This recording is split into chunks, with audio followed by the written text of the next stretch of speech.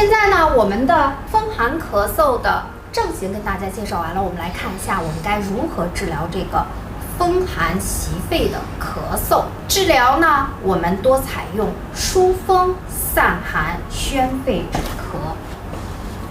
这个时候呢，跟大家介绍一些经典的方药，多采用三拗汤和着直溲散进行治疗。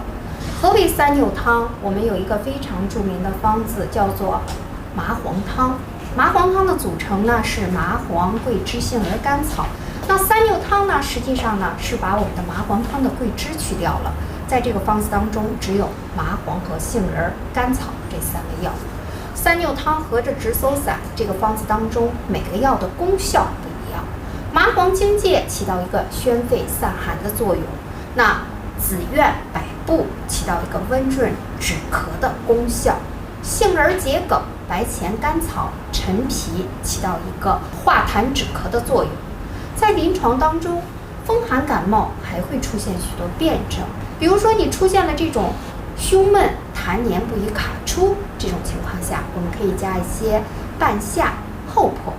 如果呢出现了这种痰稠、烦渴，或者是出现了这种大便干燥，或者是小便黄赤，这个时候呢，我们也把它叫做寒包火。我说了，寒包火实际上是风寒数表以后，寒邪进入体内，郁而化热，里头有淤热了。有一个非常著名的方子，就是麻杏干石汤。这个方子当中呢，就是麻黄、杏仁、甘草、石膏。